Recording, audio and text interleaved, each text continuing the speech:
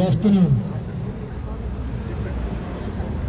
I've been granted on this occasion the role of kind of a moderator. I would like first of all to thank everyone who came today, and especially those who have made this gathering international, because it's not just a question of mining in Serbia, but the question of ethical mining and especially transparency. U Briselu sam All parties involved ja in any stage počeo protest should be involved in discussion about povodom where filma koji and how. čija će projekcija pravo premijera biti oko 3 sata, oko 15 časova u Evropskom parlamentu. Među govornicima su 3 europarlamentarca, Zlatko, i to je to, ja mislim, ali vidjet ćemo svakako. Very good ground to start. His press release kind of finishes with questions whether this is the right time, right place, and things that are related to the place are mainly related to people who live there. Whether it's the right time, it's not up to him or us to decide, but everyone who is involved.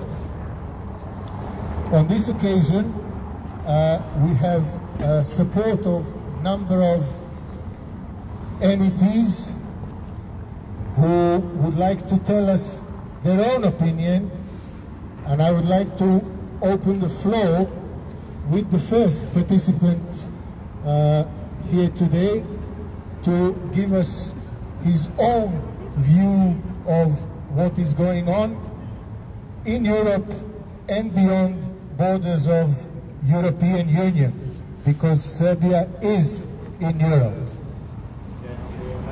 I will, without further ado, transfer the microphone to MEP from Sweden, to Jonas Stjoter. Thank you so much, and thank you for coming all the way, many of you from Serbia, to represent your communities, to represent your people, speaking out loud about what is best for your future, for the future of the Jadar Valley, for the future of Serbia. Thank you for coming this long way to Brussels, and thank you for letting me speak in front of you. This is fundamental. People that live in a community, people that live in an area, have an absolute right to have their voices heard, to be part of the decision about the future of their own area, about the future of their own natural resources. These decisions cannot be taken only in the capital, hundreds of kilometers away, or in the offices of the mining companies in Australia, in Toronto, in Canberra, or somewhere else.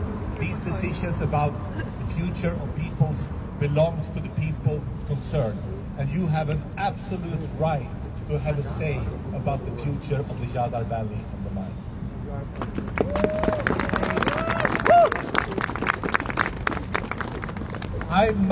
I come from the very north of Sweden. We are some of the most intense mining areas in the whole of Europe. I have many friends who works in the mines, who works in the steel works where the iron ore goes. We have various different experiences. We have some serious companies that actually take respect to the communities, that have representatives who belong there, who live there, who knows that they are dependent on the community.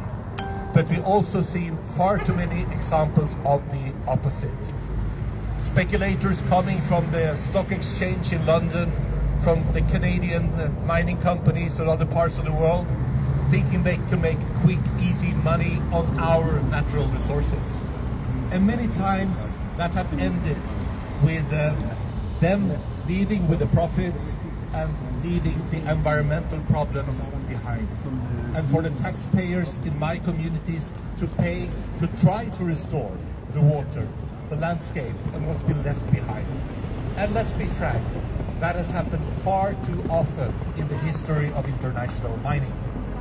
companies coming in from abroad, making big profits, leaving the problems for the people living in the actual area.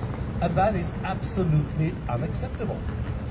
Because this richness, it belongs to the people living there. Those are the ones who should benefit from it and decide about it. In this parliament 20 years ago, we took the first decision on environmental legislation of mining, of extractive waste. I was responsible from the parliament's side. I negotiated with the council about this legislation. And it had a very, very serious background. In 1998, a huge dam in Spain, in Astacollar, collapsed, flooding a whole protected area with sludge and poison from a Swedish-owned mine. Total disaster. In the year 2000, another mine in Romania, in Bayamare, collapsed. It was an open pond with cyanide. It poisoned the whole flood system in Hungary and Romania, and it killed the fish, and it made enormous harm to the environment in these areas. But these are only two examples of what have happened with big multinational companies and irresponsible mining. I don't say that every mine is like this, but I say that if we don't control them, if we don't decide, we risk to be the victim of unserious companies that only are there to make quick money. It has happened before. Our task is to make sure that it will not happen again. That's why it's so important that you're... So many kinds of mining comes with big environmental risks. It comes with the risk for pollution, for the water system, and it always sounds good when the mine companies make their plans. It always sounds like this. They thought of everything. It will be clean, it will look like a golf course or something after they've been there. But it's often not true. That is our experience. And the thing is that it's not them taking the risk. It's you taking the risk. It's the people that live there for generations, that have their farms, that love the villages, that would like to see the future for the kids and the grandchildren. They are taking the risk, not the mining companies. But the mining companies, you can be sure, they will take the profit. They will make the money. They will make the shareholders happy somewhere very far away. And that is a true contradiction. And the right to the lands, it actually belongs to those who live on these lands. For me, it's about democracy, it's about transparency, it's about responsibility for the future of the kids we have and the grandchildren that we have. And we cannot expect these big companies to make that their primary concern, because their primary concern will always be the profit. It will always be to make money of the assets that other people live by and live close to. So I think they need resistance. They need opposition. We need answers. They need to scrap the plans or change the plans. They need to listen to people. And that's why your movement is so important. You're pushing them and you request these answers. And I know the pressure you have put on the people in power in Belgrade, and that they really fear your movement. And I think they rightly do so, because they know that you have a strong case. You speak up for people and for people's future. There is a say by Oscar Wilde that I often think of when I listen to the mining companies. Those are the people that know the price of everything but the value of nothing. They don't think about the future. They think about the money they will make. And it's our responsibility to listen to you and to put them to responsibility and to go through the arguments. And that's why your struggle is so important. That's why we will support you. And that's why you stand for a better future, taking responsibility for the environment, taking responsibility for that the richness of our countries belongs to the peoples of our countries, not to some head office in Australia. Hvala. Čuli ste gospodina Šljostada, naveo je dva primjera neodgovornog rudarenja. On je inače poznat po tome što se borio protiv ulaska Švedske države u NATO pakt, ali eto, nije se izborio, bio manjini. Strah je pobedio. Thank you so much, and it's wonderful to see so many of you here in Brussels today. I think that you're all very brave. Ja sad moram da se isključim.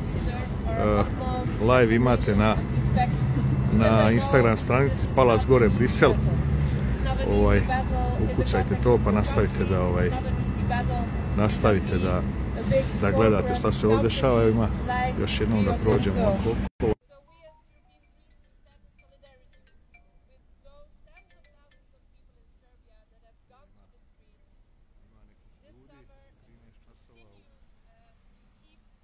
U radno vrijeme, to je pristojno baš. Dalje će se obratiti još Karola Rakete, nemačka poslanica, jedna poslanica iz Portugalije, Zlatko i Aleksandar Matković, koji je inače učesnik na panelu koji je danas predviđen posle projekcije filma Not in my country, a mi ćemo biti unutra, Zlatko i ja. Čekirali smo propusnice, ući ćemo u salu i iskreno se nadam da ćemo iz publike dobiti priliku da nešto kažemo.